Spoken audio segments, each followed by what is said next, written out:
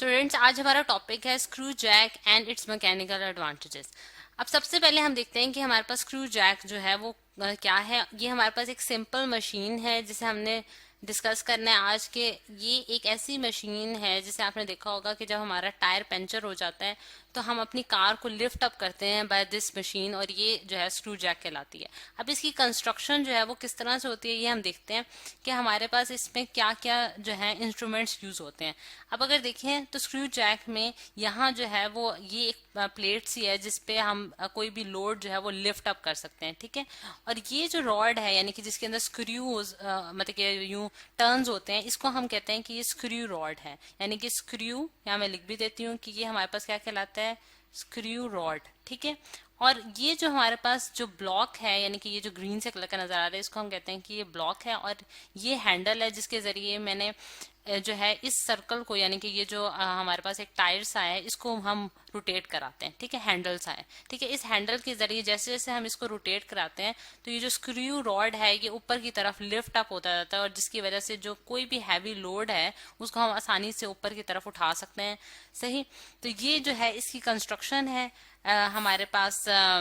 Screw Jack की। अगर हम देखें कि ये जो स्क्रू रॉड होते हैं इसके अंदर बहुत सारे टर्न्स होते हैं, जिस तरह के आपने देखा होगा कोई हमारे पास जब पेच होता है उसके अंदर जितने टर्न्स होते हैं उसी तरह स्क्रू रॉड्स में टर्न्स होते हैं। अब जो इसके दरमियान जो मतलब ये दो टर्न्स के दरमियान जो डिस्टेंस होता है, या फिर आप कह सकते हैं कि जो फासला होता है इन दोनों के दरमियान, वो हमारे पास क्या कहलाता है, पिच कहलाता है। इसको हमने एक नाम दिया है, इसको हम कहते हैं कि पिच। दो सक्सेसिव टर्न्स के दरमियान आप कह सकते हैं कि जो फासला होता है उसको हम क्या कहते हैं, पिच कहते हैं। और ये जो हैंडल है ये एक सर्कुलर फॉर्म में होता है, यानी कि इसको यहाँ से हम जैसे जैसे घुमाते जाएंगे हमारे पास जो ये स्क्रू रॉड है ये ऊपर की तरफ लिफ्ट अप होता जाएगा, सही।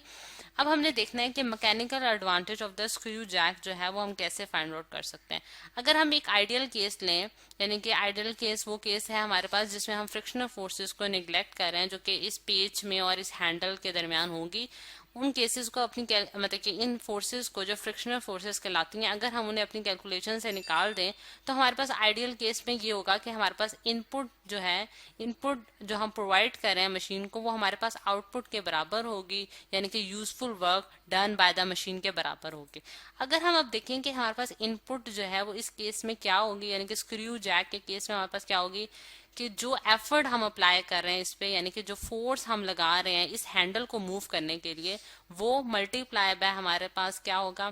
कि एफर्ट आर्म, यानी कि एफर्ट आर्म हमारे पास, या फिर distance moved by the effort, तो वो हमारे पास क्या होगी कि अगर हम देखें तो वो हमारे पास क्या होगी, 2π/r। यानी कि 2πr मैंने क्यों लिखा है, क्योंकि आपने देखा है कि हैंडल जो है वो एक सर्कुलर शेप का मैंने लगाया हुआ है, ठीक है। जब मैं इसको यहाँ से यूं मतलब कि इसका पूरा एक सर्कल कंप्लीट करूंगी तो इसने कितना डिस्टेंस ट्रेवल किया होगा, वो इक्वल होगा सरकमफ्रेंस ऑफ द सर्कल के। यानी कि हमें पता है कि अगर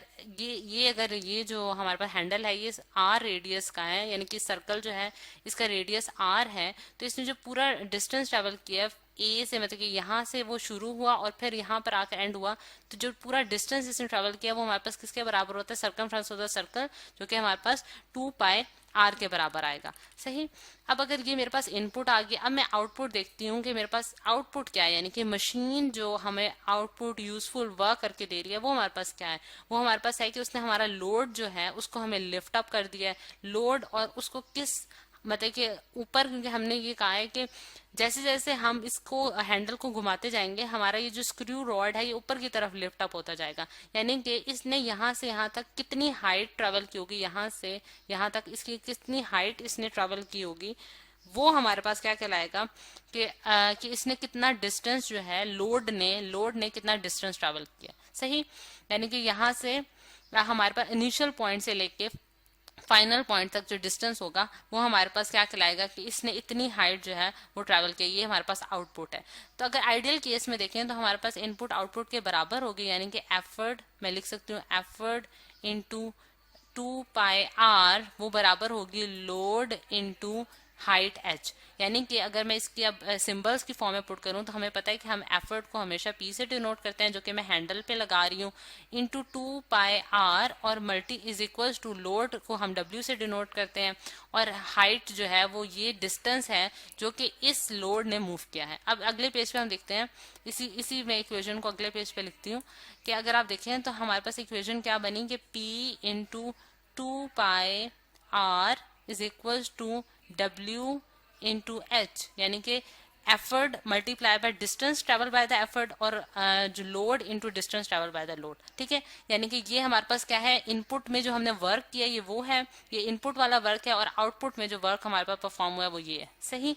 अब अगर मैं देखूं, क्योंकि मैंने मैकेनिकल एडवांटेज फाइंड आउट करना है, और हमें पता है कि मैकेनिकल एडवांटेज जो होता है वो हम कैसे फाइंड आउट कर सकते हैं, वो हमारे पास एक रेशियो होती है जो कि लोड डिवाइडेड बाय एफर्ट के बराबर होती है। और ये जो है, यानी कि लोड को अगर मैं डिनोट करूं तो W से करूंगी और एफर्ट को P से करूंगी, तो मैकेनिकल एडवांटेज हमें ये बताएगा कि कितनी जो है एफर्ट लगा के मैं कितना जो न्यूटन्स का लोड जो है वो लिफ्ट अप कर सकती हूँ। सही। और अगर इसकी वैल्यू, यानी कि मैकेनिकल एडवांटेज की वैल्यू मैं इस इक्वेशन से निकालना चाहती हूँ, जो कि हमारे पास स्क्रू जैक की इक्वेशन है, तो मुझे क्या करना होगा कि W को एक साइड पे रख के और P को उधर डिवाइड करना होगा उससे, और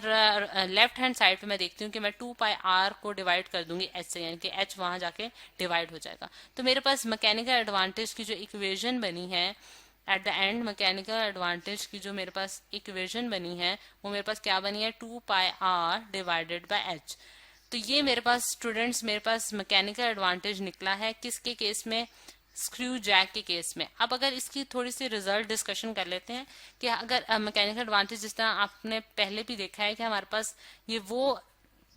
वो एडवांटेज होता है जो हम मशीन से हासिल करते हैं। ठीक है, यानी कि अब अगर स्क्रू जैक के केस में किन चीजों पे डिपेंड कर रहा है, 2πr और डिवाइडेड बाय h। अगर हम टू को देखें, 2 कांस्टेंट है, यानी कि फिक्स नंबर है, और पाए जो है, यानी कि पाए जो होता है वो हमारे पास क्या होता है, उसकी वैल्यू फिक्स होती है 3.14।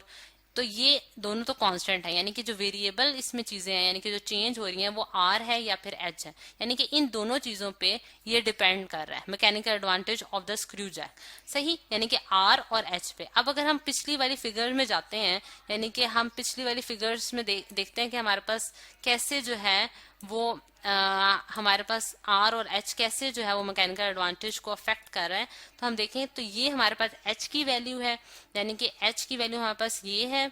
और हमारे पास जो R है वो बेसिकली क्या है, यानी कि ये जो हैंडल का जो रेडियस है, यानी कि ये हैंडल अगर मैं यहाँ बनाऊं तो मेरे पास हैंडल का जो रेडियस है ये हमारे पास R के बराबर है। तो मैं ये कहती हूँ कि अगर हमारे पास जो हैंडल का रेडियस है वो जितना ज्यादा होगा, यानी कि जितना वो बड़ा होगा, उतनी जल्दी जो है ये डिस्टेंस जो है वो ट्रैवल कर जाएगा। क्यों? क्योंकि हम कहते हैं कि मैकेनिकल एडवांटेज जो का हमने जैसे अगले पेज पे आपने देखा था कि वो 2πr डिवाइडेड बाय h के बराबर है, यानी कि डायरेक्टली प्रोपोर्शन टू r है और इनवर्सली प्रोपोर्शन टू h है। यानी कि अगर मेरे पास एक ऐसा स्क्रू जैक होगा कि जिसके केस में हमारे पास r जो है लेंथ ऑफ दिस हैंडल जो होगी वो ज्यादा होगी एज कंपेयर टू कि हमारे पास उसकी जो पिच है, यानी कि दो स्क्रूज के दरमियान जो डिस्टेंस है वो जितना स्मॉल होगा और हैंडल की रेडियस जो है वो जितना ज्यादा होगा, उतनी ही ज्यादा वो एफिशिएंट मशीन होगी, उतना ही ज्यादा वो स्क्रू जैक जो है वो एफिशिएंट होगा, यानी कि उतना ही ज्यादा उसकी जो परफॉर्मेंस है वो बेहतर होगी। सही। तो स्टूडेंट्स, आज हमने ये देखा कि हमारे पास स्क्रू जैक क्या होता है और उसकी मैकेनिकल एडवांटेज जो है वो हम कैसे फाइंड आउट कर सकते हैं और वो किन चीजों पे जो है वो डिपेंडेंट है। सही।